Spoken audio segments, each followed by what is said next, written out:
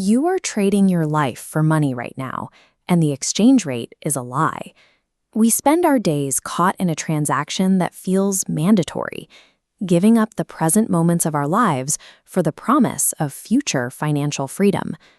A private duty nurse who spent 47 years living inside the mansions of America's wealthiest individuals saw the end result of this trade. Now 101 years old, she spent her career at the bedsides of the ultra-rich during their final months.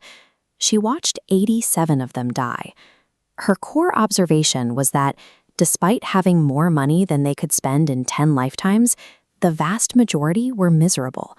They were not physically uncomfortable. They were profoundly unhappy in ways that their wealth could not touch. Their distress didn't stem from medical fears. It came from the realization that the life-for-money exchange they had practiced for decades was a total illusion. The relationships and time they sacrificed to acquire their fortunes were gone, and the things they bought with that money were worthless at the end. To be clear, money matters. This nurse grew up during the Great Depression, eating lard sandwiches because her father had no work. She saw firsthand that poverty crushes health and relationships. Money is the tool that solves the terror of not being able to pay rent or see a doctor.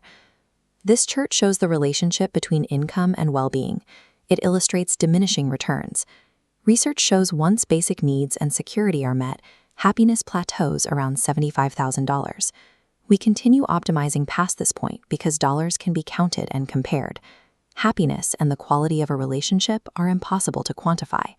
There are no promotions for being a good parent or gold stars for calling your mother, so we double down on the things we can measure. Once that threshold of basic security is crossed, the data shows that more money stops helping. At this stage, the trade shifts. You are no longer buying survival, you are trading your remaining time for numbers that no longer move the needle on your well-being. Eleanor Vandermeer lived in a 12,000 square foot house in Greenwich. It had 7 bedrooms, a pool, a tennis court, and a rose garden that required 2 full-time gardeners. Her husband had been a partner at a Wall Street firm, leaving her with bottomless financial resources. Eleanor had 4 children, but in the 5 months immediately before her death, not one of them visited.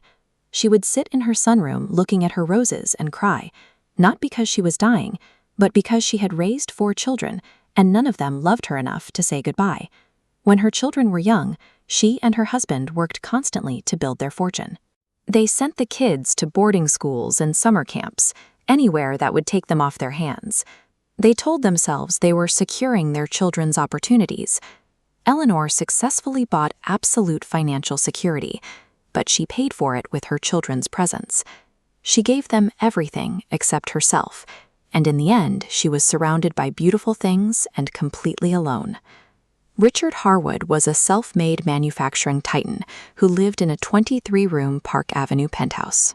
He had an actual Picasso in the living room and a view of Central Park that most people only see from a plane.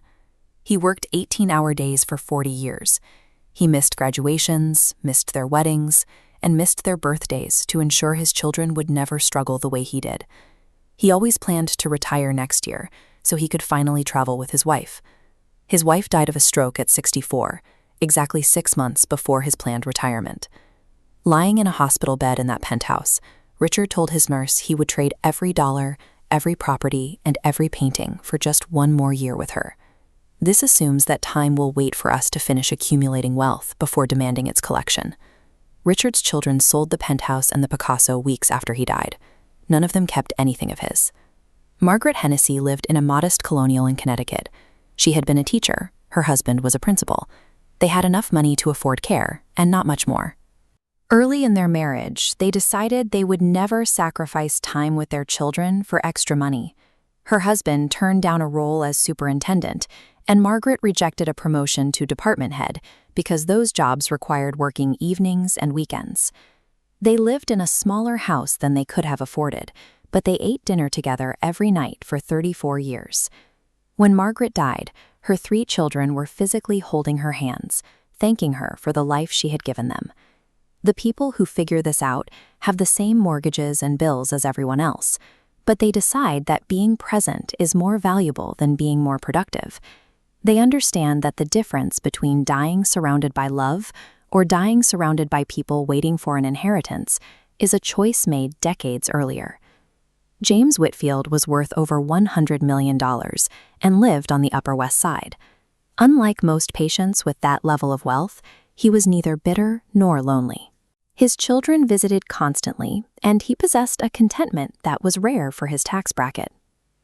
When he was 42, his best friend worked himself to death and died of a heart attack. After the funeral, James calculated the exact mathematical number he needed to live comfortably for the rest of his life. He added a cushion for emergencies, arrived at that number, and then he stopped. He stopped chasing the next deal and let younger partners take over. His partners thought he was crazy for leaving millions on the table. James told them that was the point. He left money on the table so he could sit at the dinner table with his family instead. James lived for 49 more years after that decision. He had enough money for anything he wanted, but it turned out all he wanted was time.